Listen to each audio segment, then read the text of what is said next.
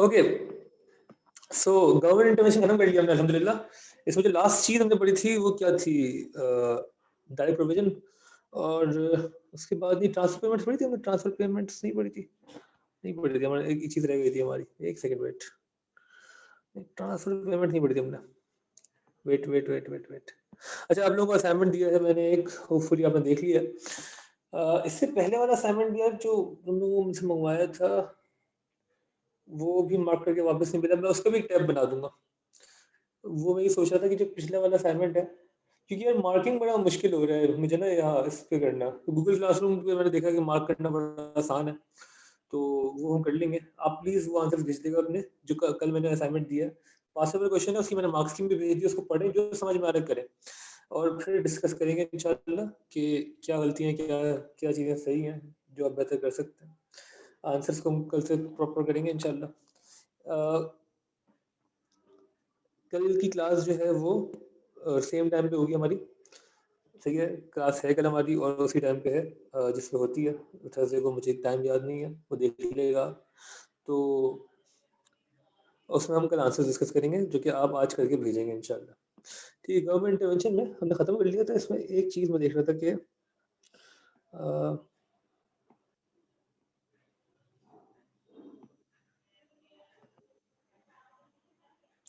हाँ, ये नंबर 7 पे जो हमने लिखा था ट्रांसफर पेमेंट्स, ये हमने डिस्कस किया था नहीं किया था? इसको मैं देख लेता हूँ।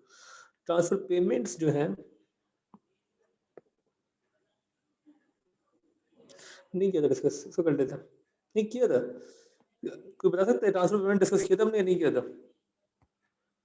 Did we discuss transfer payments? Yes answer. शायद नहीं किया था। नहीं किया था? नहीं किया नहीं किया नहीं किया था ना, ठीक है ठीक है। डायरेक्ट प्रोविजन तक किया था। ठीक है, प्रोविजन तो हो गया। प्रोविजन समझ में आ गया। प्रोविजन का मतलब प्रोवाइड करना। गवर्नमेंट डायरेक्टली प्रोवाइड करना चाहेगा गुड्स एंड सर्विसेज, तो यही कहलाएगी। वो गवर्नमेंट क्यों करती है? Because the government thinks the market is failing. Government wants to make the commodity available for a lot of people, ठीक है, जो कि अफोर्ड नहीं कर सकते। तो वो तो हो गया। एक लास्ट चीज जो कि हमारी रह गई थी, छोटी सी चीज है, उसको देख लेते हैं। That is transfer payments. Transfer payments भी एक तरीका है टू सॉल्व द प्रॉब्लम। अच्छा, उसके लिए हाँ, हमने नहीं किया था डिस्कस, मुझे याद आ रहा है। उसके लिए पहले एक चीज डिस्कस कर लेते हैं कि ट्रांसफर पेमेंट्स की पहले मैं डेफिनेशन लिखवा देता हूँ और फिर बताता हूँ कि डिस्कस क्या करेंगे। तो इसकी 2-3 डेफिनेशन है। एक जो बड़ी अच्छी डेफिनेशन लगती है मुझे, पहले वो बता दूं आपको, वो ये है कि it is the payment of, it is the payment, ऐसी पेमेंट है, transfer payment is the payment against which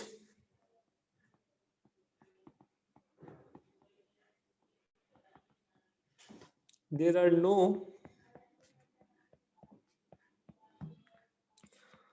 goods and services exchanged।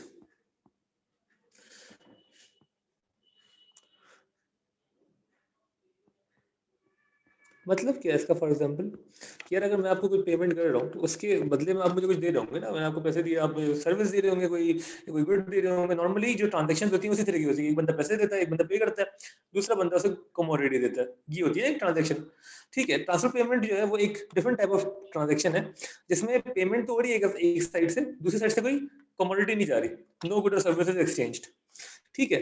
ये बेसिकली उसको इसकी इकोनॉमिक्स में सेंस हो गई कि इसके बदले में कुछ नहीं मिल रहा। ट्रांसफर पेमेंट कौन सी पेमेंट है जिसके बदले में कुछ नहीं मिल रहा, ठीक है। लेकिन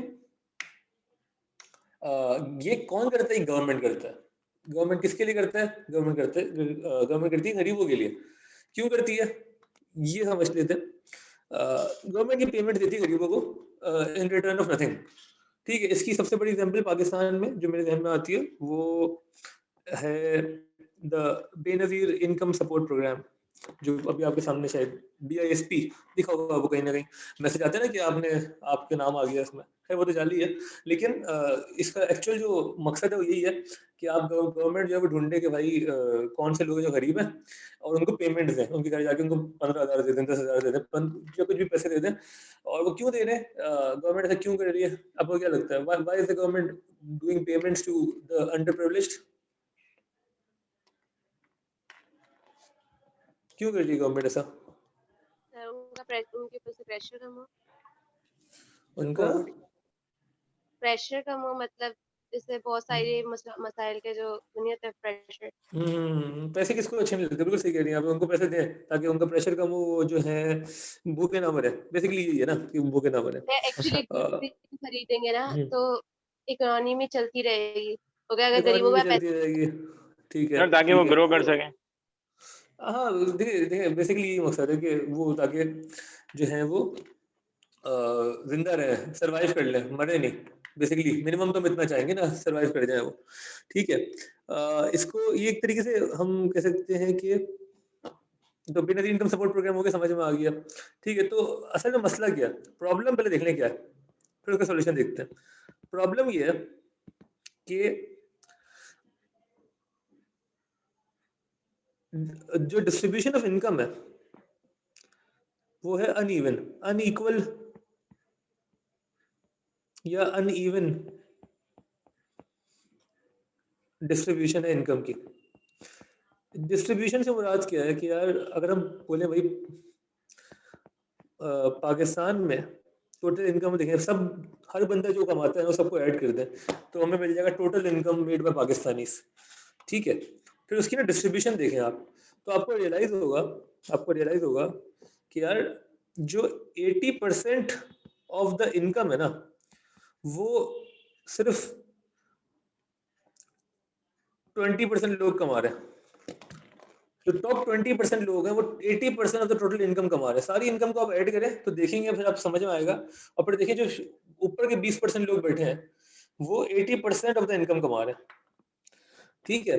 और जो बाकी बच गई 20% इनकम वो डिवाइड हो रही है बाकी 80% आवाम के अंदर। 80-20 रूल भी कहते हैं इसको, एक बुक है 80-20 रूल, तो आपको जरा समझ में आएगा उसमें भी। खैर हमारे लिए 80-20 का मकसद कुछ भी नहीं है, ये बताना सिर्फ नंबर देने का मकसद सिर्फ ये है कि जनरली ऐसा ही हो रहा है पाकिस्तान में और डिफरेंट मुल्कों में भी। तो ये बहुत अनइवन डिस्ट्रीब्यूशन है। इनकम डिस्ट्रीब्यूशन अच्छी तब होती कि भाई हम बोलते कि टॉप 20% के पास 20% इनकम ही है सिर्फ, वो तो सबसे फेयर होती कि इनकम या। लेकिन यहाँ पे मसला है ना कि जो ऊपर के 20% लोग हैं वो 80% इनकम कमा रहे हैं, और जो नीचे के बेचारे 80% लोग हैं जिसमें लोअर क्लास और मिडिल क्लास दोनों आ गए, वो सब जो है सब मिला जुला के टोटल इनकम का 20% कमा रहे हैं।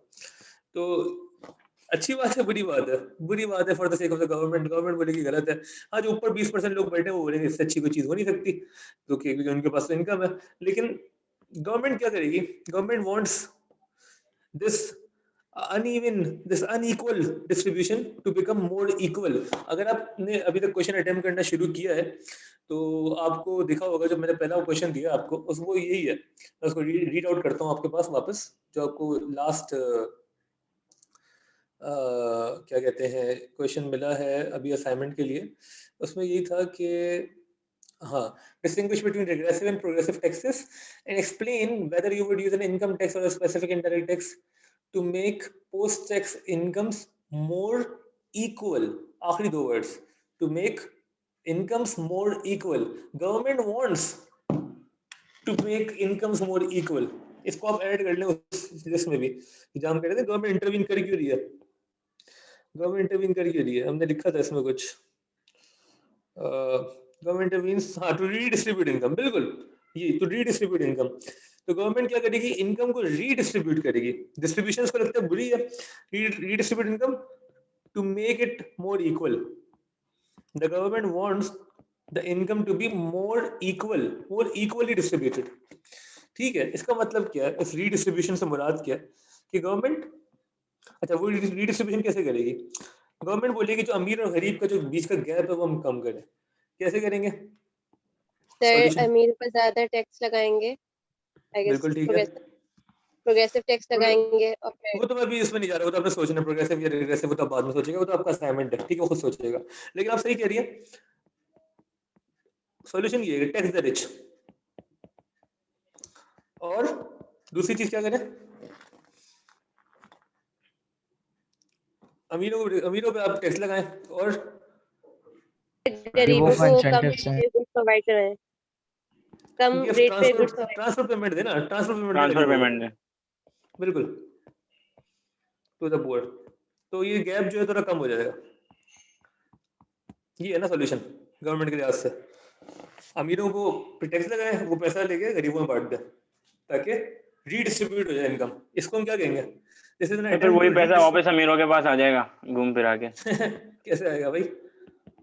सर वो फिर गुड्स खरीदेंगे गरीब जो है अमीरों हाँ से, ठीक है, क्या बात है, और फिर बिल्कुल वो सही प्रॉफिट लेंगे। प्रॉफिट लेंगे, अमीरों के पास आ गया पैसा, फिर गरीबों के पास अब फिर पैसे खत्म हो गए, अब फिर ये करें, फिर टैक्स लगाएं, फिर उनको पेमेंट दें, हैं? ये मसला है ना, ये सोल्यूशन है, अच्छा सोल्यूशन है, बुरा सोल्यूशन है, कैसा है? तो अच्छा ही है। टाइम वेस्ट सही है, फॉर द टाइम बीइंग सही है, बिल्कुल भूखे नहीं मरे, वो पैसे मिलेगा, वो सरवाइव करेगा। लेकिन अगर आपने इनको आदत डाल दी ना ट्रांसफर पेमेंट्स की, तो ये बहुत बुरी आदत है। इसको ना हम इकोनॉमिक्स में कहते हैं, ये वर्ड आई थिंक एएस में यूज नहीं होता, लेकिन खैर है, अब हम डिस्कस कर रहे हैं, तो इसे हम कहते हैं पॉवर्टी ट्रैप। पॉवर्टी ट्रैप एक चीज है, एक ट्रैप होता है, ट्रैप का मतलब पता है क्या होता है? एक ट्रैप क्या होता है, ट्रैप से मतलब मुराद क्या? वो कहते हैं इट्स अ ट्रैप। हाँ, क्या मतलब है? क्या होता है ट्रैप भाई? तो कोई किसी जाल, को पकड़ने के लिए कोई जाल। हाँ जाल जाल, हाँ बिल्कुल साजिश, कोई ये, हाँ एक जाल है, एक साजिश है, बिल्कुल पॉवर्टी की साजिश है, ये पॉवर्टी ट्रैप है, जो गरीबों को गुर्बत के जाल में पकड़ के रखता है। मतलब एक आर्ग्यूमेंट है इसके खिलाफ कि this redistribution is basically leading to a poverty trap. Why? Because now अगर आप, ये सोल्यूशन है आपके पास कि यार लोग, आप गरीबों को ट्रांसफर पेमेंट देते रहे, अमीरों को आप टैक्स लगाते रहे, देयर वुड बी नो या less incentive for the poor to work. कोई इंसेंटिव नहीं है, मतलब फॉर एग्जांपल आपको पता है, आप एक गरीब आदमी है, आपको पता है आपको नौकरी मिल गई तो आपको 20,000 रुपये मिलेंगे पर मंथ, ठीक है, पूरा महीना आपने मेहनत की तो मिलेंगे 20,000। और अगर नौकरी नहीं मिली और आप गरीब रह गए तो गवर्नमेंट आपको देगी 15,000, तो क्या करेंगे आप नौकरी करेंगे नहीं करेंगे? सर पागल है, मेहनत करेंगे, ऐसे ही बैठ जाएंगे घर हाँ पे। करेंगे, मेहनत करेंगे, आप घर बैठेंगे, चिल करेंगे आप, बिल्कुल यही होगा। ये है पॉवर्टी ट्रैप। जी जी जी जी, नहीं कहीं पे लाइबिलिटी नहीं होगी एक टाइप की, गवर्नमेंट पे लायबिलिटी हो गई है। मतलब एक लाइबिलिटी होगी ना, मतलब इन लोगों का बोझ उठाना, हाँ लाइक ना, मेरी बात तो गरीबों। सुनो, मेरी बात तो सुनो यार प्लीज। अच्छा देखो, अच्छे I appreciate questions, I do appreciate questions, लेकिन भाई सुनो सुनो सुनो सुनो सुनो, बिल्कुल ठीक है, गवर्नमेंट में लायबिलिटी होगी, बिल्कुल होगी, लेकिन मेरा भी यहाँ पे जो इस वक्त मकसद है वो ये समझाना है कि what do you exactly mean by poverty trap, what do you exactly mean by poverty trap, and do you think that it exist Pakistan में? अगर अच्छा, पाकिस्तान में तो नहीं है, क्यों नहीं है पाकिस्तान में पॉवर्टी ट्रैप, क्यों नहीं है? सर रात तो जाएगी उन्हें। नहीं, पाकिस्तान में है ही नहीं, पॉवर्टी ट्रैप है ही नहीं, क्यों नहीं है? पॉलिटिशियंस इतने अच्छे नहीं है। गवर्नमेंट पैसे नहीं देती। गवर्नमेंट पैसे नहीं देती ना, गवर्नमेंट कहती है सही है, मर जाओ भूखे, कोई बात नहीं, गवर्नमेंट कुछ नहीं करती। मतलब गवर्नमेंट ने ऑन पेपर तो ये क्रिएट किया हुआ है, बीआईएसपी टाइप चीज है, बिन इनकम सपोर्ट प्रोग्राम, लेकिन गवर्नमेंट ऑन ग्राउंड तो हमें दिख रहा होता है कि गवर्नमेंट को फर्क नहीं पड़ता। तो ये बीआईएसपी से भी कितने घरों को फायदा हुआ, I am not exactly sure, लेकिन गवर्नमेंट को फर्क नहीं पड़ता। यहाँ पे एक ऐसी चीज होती है अनएम्प्लॉयमेंट बेनिफिट, जो वेस्ट में मिलता है। अनएम्प्लॉयमेंट बेनिफिट क्या होता है? बेनिफिट होता है कि अनएम्प्लॉयमेंट पेमेंट्स होती हैं आपको, ये अनएम्प्लॉयमेंट बेनिफिट देना पड़ता है किसको? ये पेमेंट्स देनी पड़ती हैं किसको? उन लोगों को जो अनएम्प्लॉयड है। वेस्ट में ऐसा होता है, यूके में ऐसा होता है। अच्छा, उसका रीजन क्या है? Because the government of the UK, the state of the UK agrees, they accept कि यार अगर आपको जॉब नहीं मिल रही ना, इसमें हमारी गलती है, we are failing as a government, we are failing as a government to provide you enough opportunities because you are willing and able to work. अच्छा, इसमें ना मैं एक और अब बात चली गई है तो इसको भी लिख लें कि who is actually unemployed. Sir Unemployed की जैसे अभी definition क्या होती है? कोविड में उन्होंने बांटे थे पैसे, किसने यूके की गवर्नमेंट ने। बांटे थे? मुझे नहीं पता। अरे बांटे थे, बिल्कुल अच्छी बात है, सही है। अच्छा मुझे पता है सिमिलरली unemployed की सर definition क्या जर्मनी है? ने भी बहुत सारे पैसे दिए थे इंडिविजुअल। हाँ, जर्मनी का मुझे पता है, सही कह रहे हैं, बिल्कुल सही कह रहे हैं, सही कह रहे हैं। अच्छा, अनएम्प्लॉयड की डेफिनेशन क्या है? How do we define an unemployed person? The undergraduate, I guess. नहीं क्या है, फिर तो आप सारे अनएम्प्लॉयड पर्सन हैं। जिसको जॉब ना मिले। वो जिसको जॉब ना मिले, इनकम्प्लीट डेफिनेशन, इनकम्प्लीट है ये। अ पर्सन सर जो अपनी बेसिक रिक्वायरमेंट्स पूरी ना कर सकता। सर वो जो नहीं करना चाह रहा है एम्प्लॉयड नहीं है, ये तो हमें दिख रहा है कि वो अनएम्प्लॉयड है, मतलब उसको जॉब नहीं मिली, ठीक है। लेकिन उसमें एक चीज और मिसिंग है, a person who is Sir, willing to degree employ. job नहीं मिल रही, I guess. Willing to do. Sir, willing to work willing, and do not have a job. बिल्कुल ठीक है। और विलिंग एंड एबल भी, दोनों चीजें होनी चाहिए। The person must be willing and able to work but can't find a job, वो है अनएम्प्लॉयड। अनएम्प्लॉयड वो बंदा है जो विलिंग भी है और एबल भी है but can't find a job. दोनों चीजें ना जरूरी है। मतलब अगर देखिए, ability to work would depend on your qualification, would depend on your experience, सही, would depend on your health for example. तो अगर आप एबल टू वर्क हैं, आप हेल्दी हैं, आपकी क्वालिफिकेशन है, आपका एक्सपीरियंस है, ठीक है, लेकिन आप घर बैठना पसंद कर रहे हैं, आप विलिंग नहीं है, आप कह रहे हैं यार बहुत हो गया, मैं घर बैठूंगा, तो आप अनएम्प्लॉयड नहीं कहलाएंगे। बाय डेफिनेशन आप अनएम्प्लॉयड नहीं कहलाएंगे। अनएम्प्लॉयड सिर्फ वो लोग हैं जो विलिंग भी है। विलिंग का मतलब क्या है? They are actively seeking work, they are trying to find a work, ठीक है।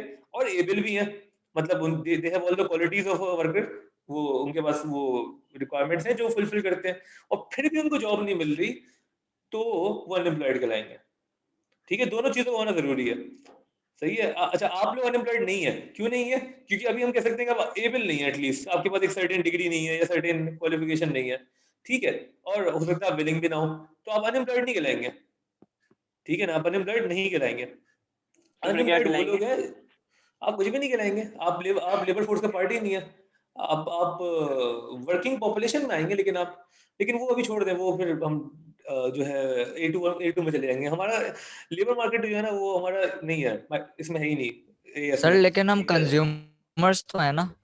हाँ, कंज्यूमर्स हैं, कंज्यूमर्स हैं, बिल्कुल है, कंज्यूमर्स हैं आप, लेकिन आप अनएम्प्लॉयड नहीं कहलाएंगे बाय डेफिनेशन, सही है। अगर आपको लगता है कि आप विलिंग हैं जॉब करने के, ठीक है, और आपके पास एक सर्टेन क्वालिफिकेशन है, और वो क्वालिफिकेशन किसी भी तरीके की हो सकती है, जरूरी नहीं आपने A लेवल्स किया हो या फिर डिग्री हो, आपकी एक सर्टेन स्किल है, वो आप एबल हैं और आप ढूंढ भी रहे हैं, तो और फिर जॉब नहीं मिल रही, then you will be unemployed, ठीक है।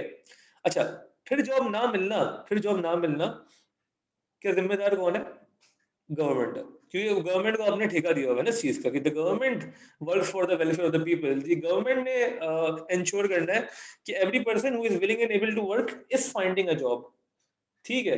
अब वहां पे यूके में, जर्मनी में, यूरोपियन यूनियन में पूरे, they accept, even in the US they accept कि यार if you are unemployed that is our fault, सही है, the government's fault, because you are willing to work, you are able to work, आपको job नहीं मिल रही, तो हम जो है आपको अनएम्प्लॉयमेंट बेनिफिट देंगे, आपको घर बैठ के पैसे मिलेंगे, ठीक है। और अनएम्प्लॉयमेंट बेनिफिट एक तरीके की ट्रांसफर पेमेंट ही है ना, ये उन गरीबों को दी जा रही है जिनके बदले में कोई पैसा नहीं मिल रहा, ठीक है, जिसके बदले में कोई पैसा नहीं मिल रहा, तो वहां पे people usually sign up for unemployment. USA में अगर आपको पता हो, कोविड-19 के बाद से पता नहीं कितने मिलियंस लोगों ने साइन कर दिया है, बड़ा मसला चल रहा है कि उन्होंने साइन कर दिया कि वी आर अनएम्प्लॉयड, ठीक है।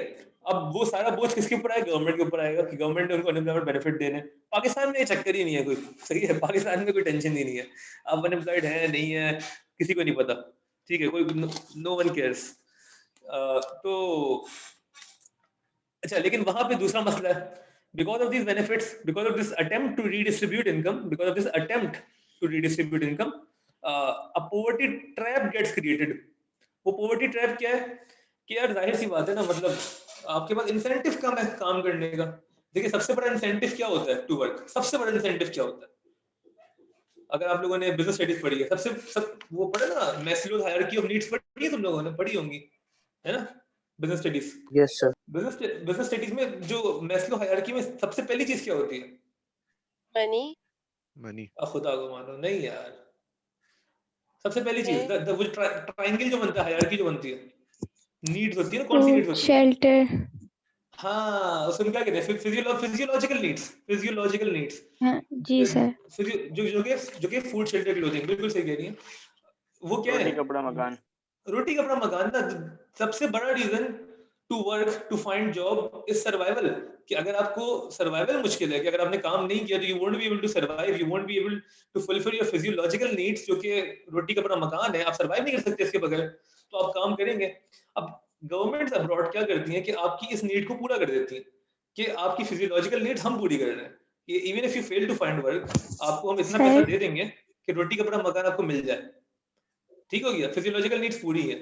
जिस बंदे की फिजियोलॉजिकल नीड्स पूरी नहीं है, वो तो पागल होगा ना काम करने के लिए, और जिसकी पूरी है उसका इंसेंटिव कम कर दिया आपने, तो they have less incentive to work. That's why they decide deliberately not to find jobs. अब वो वहां पे हमारी वजह कैसे करते हैं पाकिस्तानियों वाली, कि अगर वो ढूंढ नहीं भी रहे तो दे विल शो कि यार हम अनएम्प्लॉयड हैं और हमने बहुत ढूंढा लेकिन जॉब नहीं मिल रही। सर खैर, गवर्नमेंट आप नहीं ढूंढ बताएं। रही उनके लिए जॉब फिर? नहीं मतलब देखिए ना यार, गवर्नमेंट लेवल पे सोचें तो आप, इतना बड़ा गवर्नमेंट है, इतने सारे लोग हैं, गवर्नमेंट करती है ऊपर चीजें करती है, लेकिन गैप तो हमेशा रहता है। तो खैर अरीबा आप कुछ बोल रही थी? सर अगर गवर्नमेंट पैसे दे देगी, मतलब हेल्प कर देगी पुअर को, तो वो तो काम ही नहीं करेगा, और जो मतलब काम कर रहे हैं ऑलरेडी उनके इंसेंटिव्स कम कर देंगे तो वो भी डिमोटिवेट हो जाएंगे। डिमोटिवेट हो गया। हाँ बिल्कुल, ये प्रॉब्लम है ना, ये प्रॉब्लम है, आप बिल्कुल सही कह रही हैं। जब आप अमीरों को टैक्स लगाएंगे और गरीबों को आप पैसे देंगे, तो अमीर बोलेगा मैं काम कर क्यों रहा हूँ भाई, मैं अपने घर के लिए कर रहा हूँ या उनके घर के लिए कर रहा हूँ, मैं क्यों एफर्ट करूँ फिर?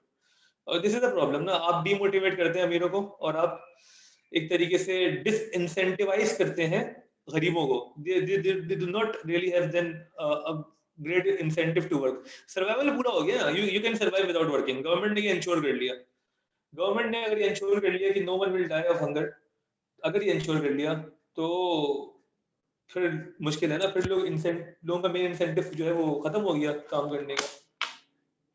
ठीक है, ये बात समझ में आ रही है? ये सारी कहानी क्या है? This all is the attempt to redistribute income. तो टैक्सेस हमने जो पढ़े या हमने जो ट्रांसफर पेमेंट्स पढ़ी, ये सारी अटेम्प्ट्स हैं टू रीडिस्ट्रीब्यूट इनकम, और गवर्नमेंट ये ट्राई करती है, बिकॉज अगर वो ना करे तो बहुत बहुत बुरा हाल है। ये हाल है कि नीचे वाले 80% वो थोड़ा सा ही कमा रहे हैं, ऊपर वाले 20% बहुत ज्यादा कमा रहे हैं। अमेरिका में मैं कहीं पढ़ रहा था कि the top 5% they own around 75% of the resources, ऐसा भी है। तो ये जो वो है ना, क्या नाम है, गैप जो है, ये सिर्फ पाकिस्तान में नहीं है, ये हर जगह है, हर जगह है।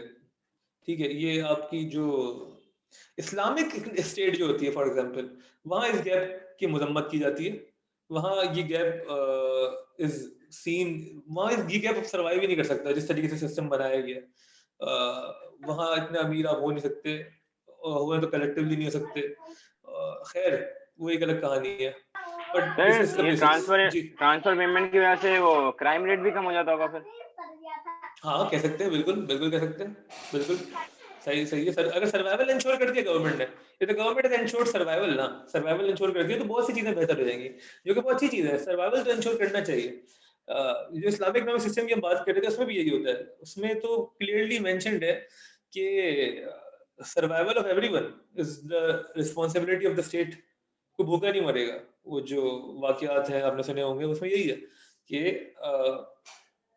जो हर इंडिविजुअल का वो सर सर्वाइवल है वो। हजरत उमर रात में निकलते थे ना हाँ बिल्कुल लोगों को बिल्कुल, ढूंढते हुए। जो है ना, जी जी, एक बिल्कुल मशहूर वाकयात है बिल्कुल। तो और भी है, तो उसमें यही है कि दे यूज्ड टू एंश्योर कि no one is sleeping without food. ठीक है ना, और ये आपकी इस्लामिक स्टेट का प्रेमिस है, बिल्कुल है। खैर ये सब देख लिया हमने, तो गवर्नमेंट इंटरवेंशन खत्म हो गई है, मुबारक हो। ठीक है, तो मैं जरा सा ब्रीफ कर दूं कि अभी तक हमने क्या किया और हम कहाँ पे हैं। जी सर वो वाली स्क्रीन शॉट करें, स्क्रीनशॉट लेना है। Okay okay okay okay okay. Sir ये दो तरह की पेमेंट्स होती थी ना, पब्लिक जो करता था, पब्लिक सेक्टर। दो तरह की कौन सी? सर एक वो एग्जॉस्टिव स्पेंडिंग भी तो होती थी। क्या, मुझे आवाज सही समझ नहीं आ रही, फिर से बोलो। एग्जॉस्टिव स्पेंडिंग सर, ऐसा कोई नाम था। नहीं नहीं जी, चलो चलो, वो कहाँ से पढ़ा, बुक से पढ़ा? जी सर, मैं पहले पढ़ा था। हाँ छोड़ दो। जितना देखो मैं बताऊँ, स्टैनलिक में भी कुछ ऐसी चीजें जो आपके सिलेबस से थोड़ी सी बाहर है, और स्टैनलिक में कुछ ऐसी चीजें भी हैं जो कुछ ऐसी चीजें नहीं भी है जो आपके सिलेबस में है। स्टैनलिक कंप्लीट बुक नहीं है हमारी, ठीक है, ये मैंने शुरू में बताया था, लेकिन स्टैनलिक पढ़ना बहुत जरूरी है। आपकी इकोनॉमिक्स की रीडिंग को बहुत अच्छी कर देगा, और आपको समझ में आ जाएंगी, चीजें समझना आना शुरू हो जाएंगी। जितना मैं बता रहा हूँ सिलेबस का पार्ट है, इसको समझ लें, ठीक है। इसके सर अलावा जो चीज़ आपने एक्स्ट्रा पढ़ ली उसमें कोई टेंशन नहीं है, आप एक्स्ट्रा चीज़ जो पढ़ी वो मेंशन भी कर सकते हैं अपने आंसर में। A2 की चीज़ें आप AS में लिख सकते हैं, एक्सेप्टेबल है, ठीक है, ये अलाउड है, ये हमने पूछ लिया है, इसमें कोई टेंशन नहीं है। लेकिन मैं उतना ही पढ़ाऊंगा जितना सिलेबस है। Okay then. सर अच्छा, मुझे दरअसल ये डिस्कस करना था कि अब तक हमने क्या क्या कर लिया। ओके, सर हरीम कुछ कह रही है। लीजिए बोलो।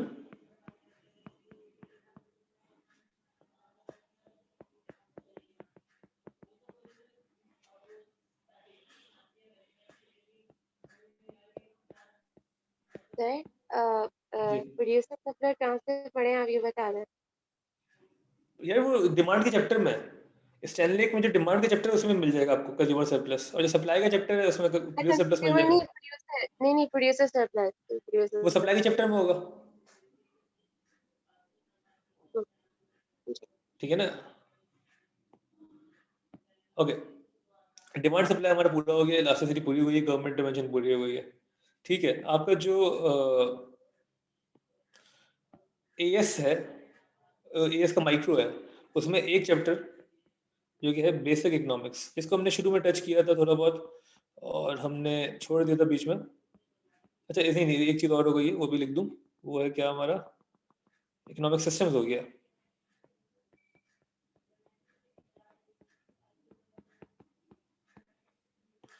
ठीक है, ये सब चीज़ें हम कर चुके हैं। ओके, हमारा माइक्रो में जो एक चीज़ रह गई है वो है बेसिक इकोनॉमिक्स। ये रिलेटिवली इजी टॉपिक है, पहला टॉपिक होता है नॉर्मली, हमने भी शुरू किया था इससे, लेकिन इसको हमने बीच में गैप देके हम सिस्टम नहीं, सॉरी, बेसिक इकोनॉमिक्स प्रॉब्लम, इसी में हमारे पीपीसी वगैरह चीज़ें आएंगी, ठीक है। इसी में एक सब पार्ट है मनी का, वो भी आएगा, तो ये एक टॉपिक रह गया। ओके, अब जो है हमने ये करना है बेसिक इकोनॉमिक प्रॉब्लम। अच्छा, मुझे पहले ये बताएं कि आपका इसमें तो बहुत कुछ है बेसिक में।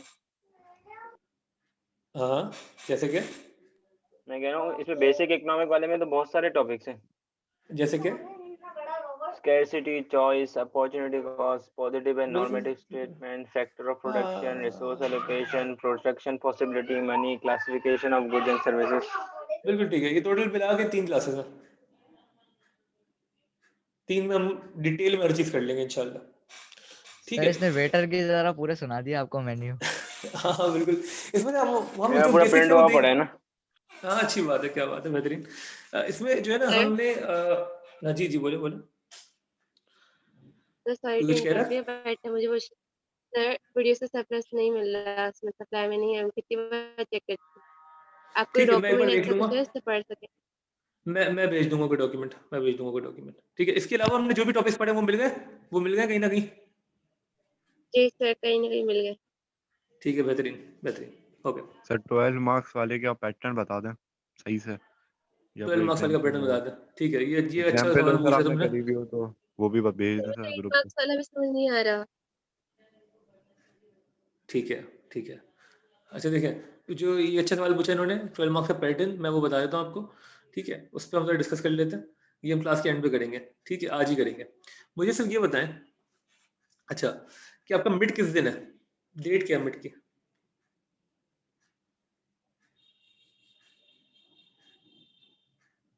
किस दिन है मिड 16 टर्म? 16 16, ठीक है ना। आज क्या डेट है? 8th है ना आज? 8th है 9th है? तो 9 9th है ना, तो मतलब हम ये कर सकते हैं ना पूरा, मैं ये पूछ रहा हूँ सिर्फ, ये कर सकते हैं मिड से पहले हम? नहीं कर सकते, नहीं कर सकते, बिल्कुल भी नहीं कर सकते। कर सकते हैं, बिल्कुल कर ऑफ सकते हैं, बिल्कुल कर सकते हैं। सर कर तो सकते हैं सर, लेकिन इतना क्वालिटी का नहीं होगा ना, जो अच्छा, बाकी टॉपिक्स हैं उनको भी टाइम देना है। हाँ हाँ, वो तो मैं क्वालिटी क्विज़ेस में देख रहा हूँ ना, जो हुए हैं वो बड़ी क्वालिटी के हुए हैं, तो सर पेपर कितने मार्क्स का है? हाँ सर, अब हो जाएगा ना इंशाल्लाह। हाँ बिल्कुल इंशाल्लाह। यार पेपर कितने मार्क्स का है मैं जरा सा बता देता हूँ आपको। पेपर आपका पूरा पेपर आएगा, जो आपका पेपर होगा वो पूरा होगा। उसमें P1 भी होगा और P2 भी होगा। जैसा एग्जाम आपका होगा ना कैम्ब्रिज का, बिल्कुल वैसा ही है। P1 में 30 MCQs, P2 में 2 section, section A section B. Section B का क्वेश्चन मैंने आपको भेजा है, जो है ना पार्ट ए 8 मार्क्स का और पार्ट बी 12 मार्क्स का, ये आपको मैंने करने को दिया है। ठीक है, सेक्शन ए में डाटा रिस्पॉन्स आता है, एक प्रैक्टिस हमें इसकी भी करनी है। ठीक है, और एमसीक्यूज की आपको मैंने पूरी बुक दी हुई है एमसीक्यूज की, इसमें आप एमसीक्यूज सॉल्व करें और कोई रीजन तो प्लीज पूछें। एमसीक्यू में जहाँ मसले हैं वो पिक्चर लेके ग्रुप पे भेज दिया करो या इंडिविजुअली भेज दिया करो। जी सर मैं सोचा था वीडियो एक्चुअली की सॉल्व कराते वो नहीं हो रहे, बिल्कुल भी नहीं हो रहा यार। समझ उसमें में नहीं सर हो रहे हैं थोड़े बहुत तो।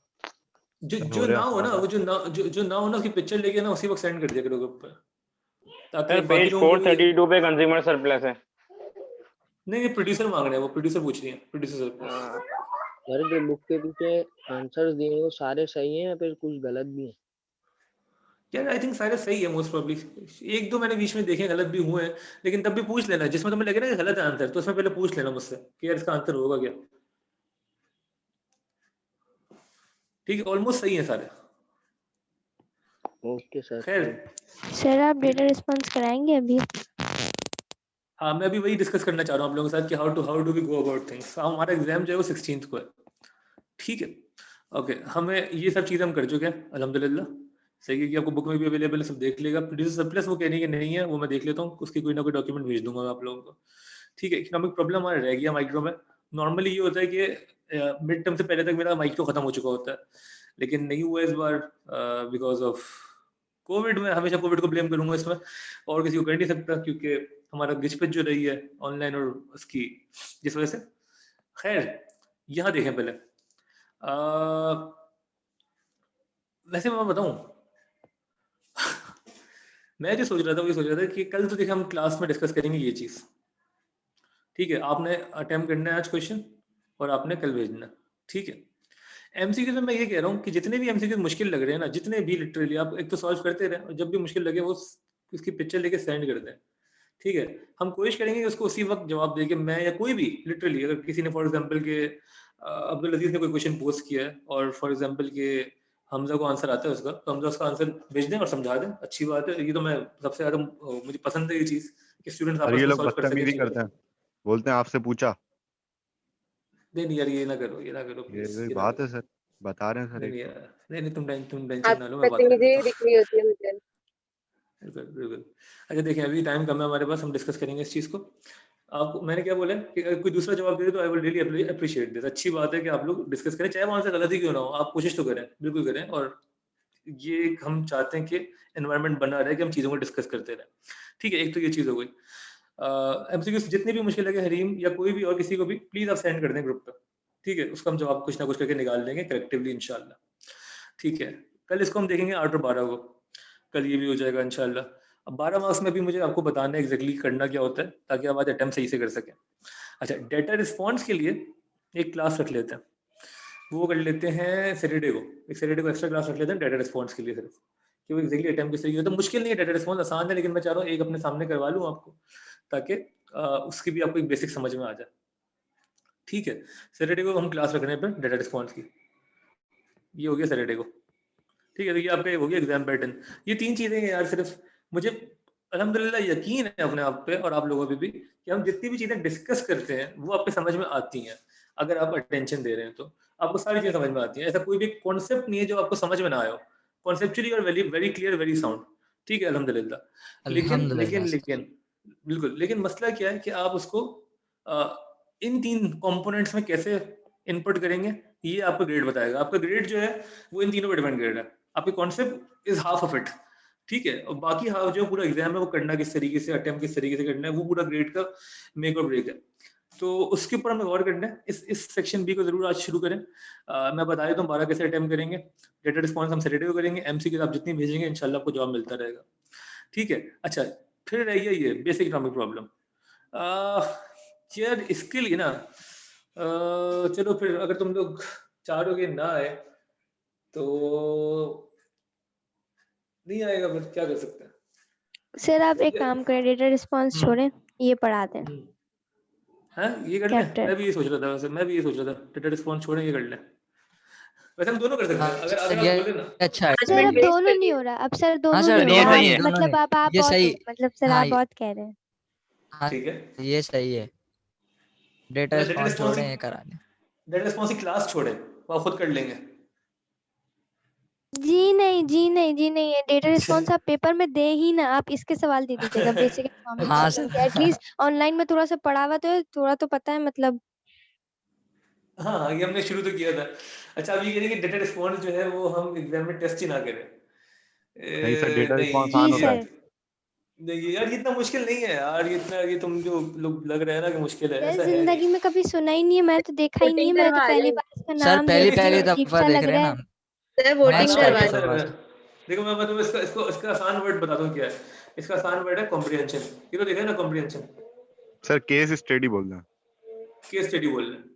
केस स्टडी और नहीं मुश्किल मैंने लगता वो है भी ना नहीं किया अब्दुल अजीज, आप नहीं बोलो। मुझे ना केस स्टडी आता है, ना कॉम्प्रिहेंशन आती है, ना डेटा रिस्पॉन्स आता है सर, कोई मतलब बात व्हाट नहीं, इज केस दिस। स्टडी होता है ना, कोई वही है बात नहीं, वैसे ही। कोई बात नहीं। कॉम्प्रिहेंशन आप लोगों को आता है, आप लोगों ने कॉम्प्रिहेंशन सर बहुत अगर किए बचपन में। कॉम्प्रिहेंशन टाइप है तो पढ़ा लें, हाँ फिर इतना हाँ ना, मुश्किल वही तो नहीं मैं कह होती रहा हूँ, कुछ भी कॉम्प्रिहेंशन। नहीं है यार, एक ऊपर पैसेज दिया हुआ है, पढ़ के हमें आंसर्स करने हैं। ठीक है, सर इसको उसके अंदर सैटरडे आसान क्लास होता में है, देखो, 4 मार्क्स। इसको सैटरडे क्लास में देखते हैं हम। ठीक है, और अच्छा आज है हमारा 9th ना, तो वेडनेसडे को एग्जाम सर है हमारा। सर हम ना देख के बताएंगे कि देना चाहिए नहीं देना चाहिए। चलो एक सर तो ये वैसे ही ये सही सर करते है हैं। आप मार्क्स अच्छे नहीं आ रहे, आप ये डाल लें नई चीज जिसमें बिल्कुल ही फिर अजीब हो जाएगा। एक ठीक है, मार्क्स तो किसी और वजह से नहीं आ रहे। एक सेकंड यार, ये स्क्रीन शेयर हो रही है नहीं हो रही? हो हो रही रही है है ना, बस सर। ठीक है ठीक है ठीक है ठीक है। अच्छा मार्क्स किसी और वजह से नहीं आ रहे, मार्क्स इस वजह से नहीं आ रहे कि आप लोग पढ़ नहीं रहे तो मार्क्स तो आएंगे नहीं। कोई कुछ कह रहा है सर मिड टर्म कितने मार्क्स का है, रचना ने समझा दिया ना पूरा।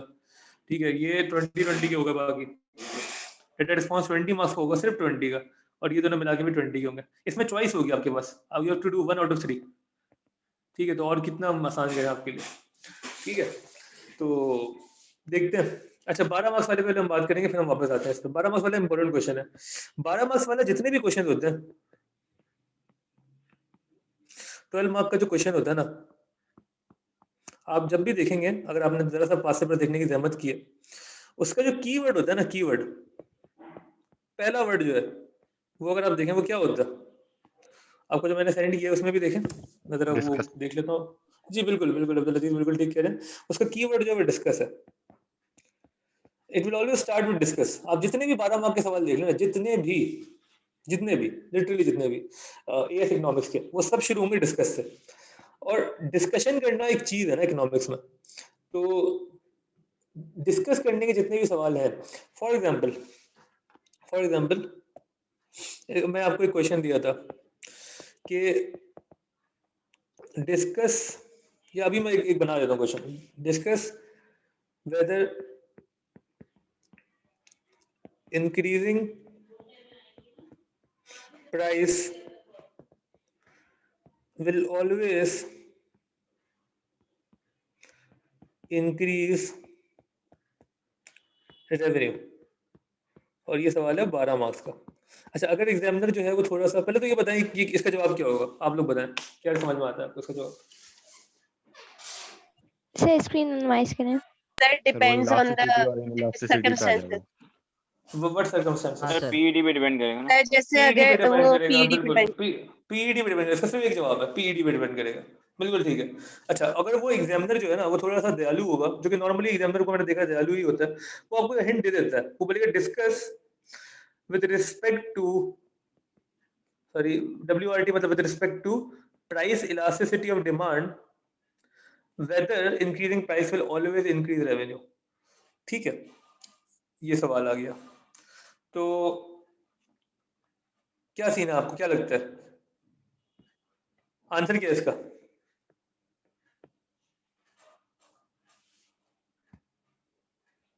तब पीईडी इलास्टिक होगी तो रेवेन्यू गिरेगा, बिल्कुल revenue बिल्कुल इलास्टिक down बिल्कुल हो। होगी तो इंक्रीज बिल्कुल होगा। बिल्कुल बिल्कुल बेहतरीन। देखिए जनरली स्पीकिंग, जनरली स्पीकिंग, हर डिस्कस वाले का जो आंसर है ना, हर डिस्कस वाले का आंसर वो यही है कि डिपेंड्स, ठीक है, या नॉट ऑलवेज।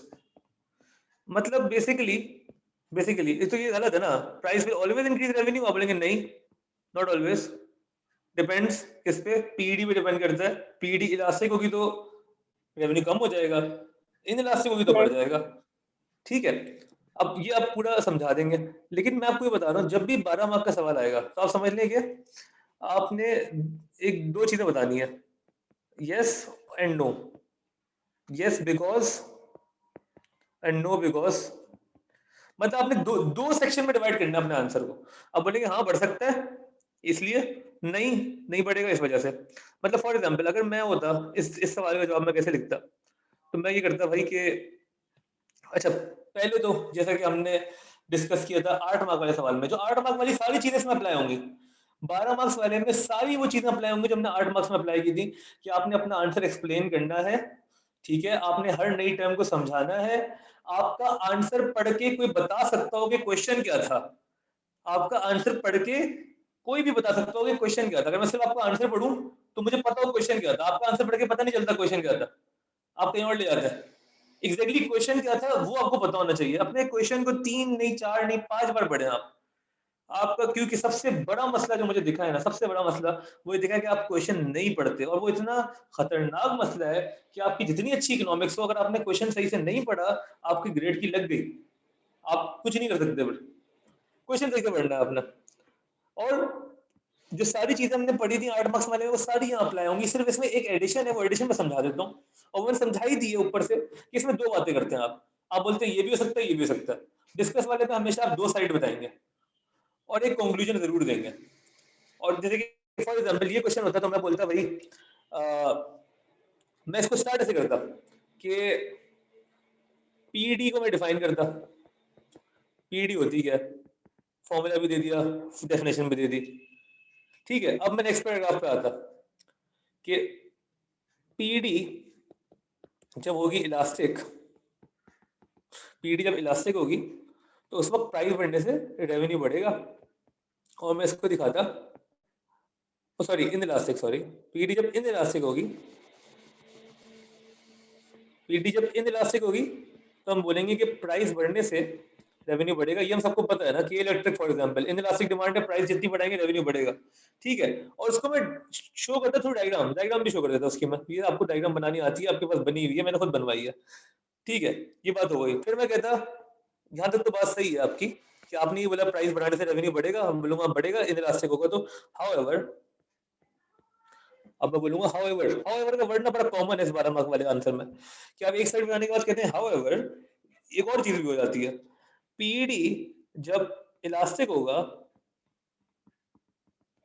तो प्राइस बढ़ने से रेवेन्यू कम होगा। और इसको मैंने शो कर दिया थ्रू डायग्राम, इसको मैंने शो कर दिया थ्रू डायग्राम, ठीक है। और फिर अपने मेन क्वेश्चन पे वापस जाना है, क्योंकि आखिर में आपने देना है conclusion.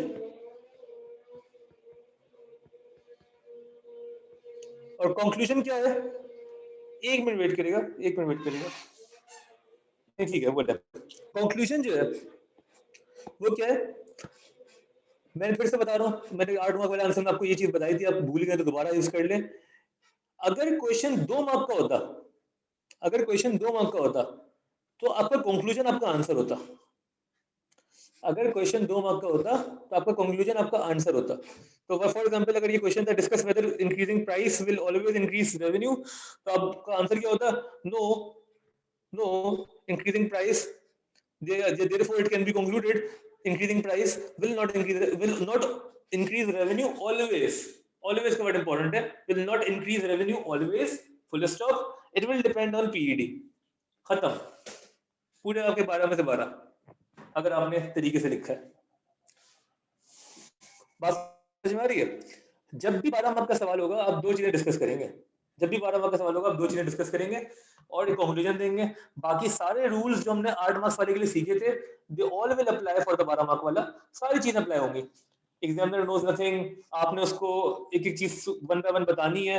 You have to make paragraph, एक पैराग्राफ में एक बात करें। जो शुरू में बातें हैं, पीडी है या रेवेन्यू है, उसको डिफाइन करें। जो भी कीवर्ड आपको दिख रहे हैं क्वेश्चन के अंदर, क्वेश्चन में पीडी दिख रहा है या रेवेन्यू दिख रहा है, कोई भी दिख रहा है, तो आप उसको डिफाइन करें।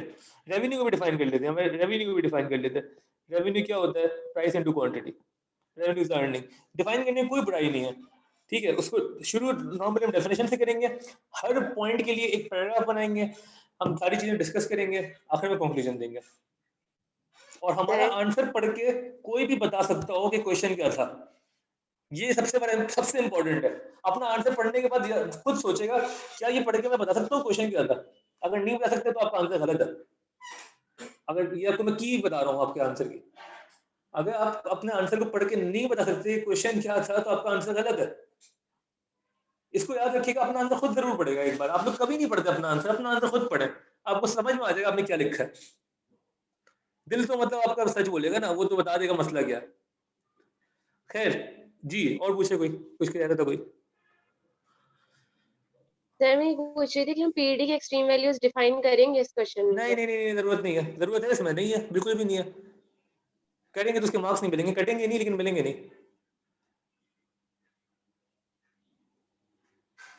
जरूरत कहाँ है इसमें? इसमें तो सिर्फ रेवेन्यू की बात हो रही है। आप बोले प्राइस बढ़ने से ये होगा, आप चाहें तो जा सकते हैं। आपको लगे कि यार अब मैं, अगर आप देखें यहाँ आने के बाद ना, आप एक्सट्रीम वैल्यूज की भी एक पैराग्राफ बना सकते थे, और उसमें कोई बुराई नहीं होती। हो सकता है आपका आंसर और थोड़ा बेहतर भी हो जाता। ठीक है, आप कहते हैं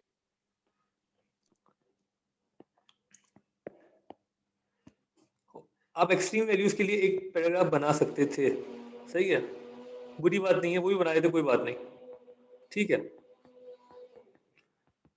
मैं फिर से रिपीट कर रहा हूँ जी।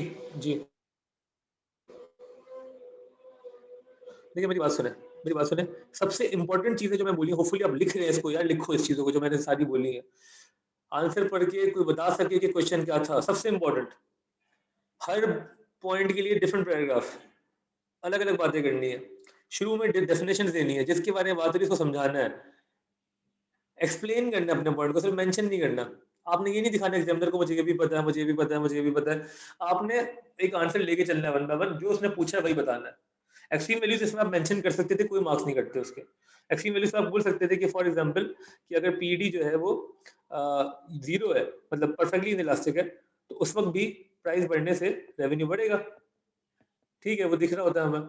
आप ये कर सकते थे आप चाहते तो, ठीक है। लेकिन ये दो मेन बातें तो आपने जरूरी करनी थी। और मैं ये बता रहा हूँ 12 मार्क वाले में आपको पता हो कि you will be discussing two things, दो चीजें डिस्कस होंगी, डेफिनेटली दो चीजें डिस्कस होंगी। अब कोई 12 मार्क वाला क्वेश्चन, उसमें दो चीजें डिस्कस होंगी। वो दो चीजें क्या है वो आपने बतानी है। एग्जामिनर ने लिखा होता है कि अगर आपने सिर्फ एक चीज बताई है तो the maximum you can earn 7 out of 12। अगर आपने सिर्फ एक चीज बताई है, अगर आप बोलते हैं हाँ बढ़ेगा, तो आपने बेहतरीन आंसर लिखा होता, तब भी the maximum you would have scored was 7, अगर आपने हाउएवर करके पूरी कहानी ना की होती। जी मैं डिस्कनेक्ट हो गई थी, दोबारा समझा दे। मैं सिर्फ ये बोल रहा हूँ कि दूसरी साइड बताना बहुत इंपॉर्टेंट है। 12 मार्क्स वाले जितने भी सवाल होंगे उसमें दो साइड बतानी होंगी आपको, जितनी भी सवाल होंगे दो साइड बतानी है। दूसरी साइड आपने अगर नहीं बताई, the maximum you can score is 7 out of 12। The maximum you can score is 7 out of 12। अगर आपने बहुत अच्छा लिखा है तो 7 मिलेंगे। दूसरी साइड बताना बहुत जरूरी है। कंक्लूजन जरूर लिखें, हर पॉइंट के लिए डिफरेंट पैराग्राफ। ये सारी बातें होल्ड करती हैं दोनों क्वेश्चन के लिए, 8 के लिए भी 12 के लिए भी, जो भी मैं बोल रहा हूँ। बस 12 में फर्क किया कि दो बातें बतानी है आपने, उसमें कोई दो बातों वाला सीन नहीं है। उसमें कंक्लूजन जरूरी नहीं है, लिख सकते हैं, जरूरी नहीं है। इसमें कंक्लूजन जरूरी है। ठीक हो गया? तो दिस इज इट। जो मैंने क्वेश्चन भेजा है उसको पढ़ें, सुकून से पढ़ें, 5 बार पढ़ें, 10 बार पढ़ें, एग्जैक्टली सोचा लिखना क्या है। इस तरीके से प्लान बना ले, ये प्लान है ना, एक तरीके से ये प्लान बना ले आंसर का।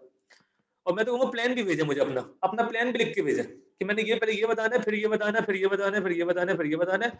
मार्किंग स्कीम आपके सामने लिखी हुई है, मार्किंग स्कीम देखें, अपना प्लान बनाएं और फिर आंसर लिखें और मुझे सेंड करें। उसको हम कल डिस्कस करेंगे इंशाल्लाह। कल की क्लास में हम सिर्फ आपके आंसर डिस्कस करेंगे, उसमें क्या मसला है मैं कुछ पिक कर लूंगा आंसर के, ये वाले आंसर जो है डिस्कस करने के लायक हैं। उनमें मैं नाम होपफुली नहीं दिखाऊंगा, अपना नाम मत लिखेगा। हम कल डिस्कस करेंगे आंसर इंशाल्लाह। कोई और सवाल है पूछ लें प्लीज। और कोई सवाल है किसी का? कोई कंफ्यूजन है पूछ लें। सर कल क्लास है। ठीक है फिर, ओके। अल्लाह हाफिज। सर आपने गूगल क्लासरूम पे कुछ अपडेट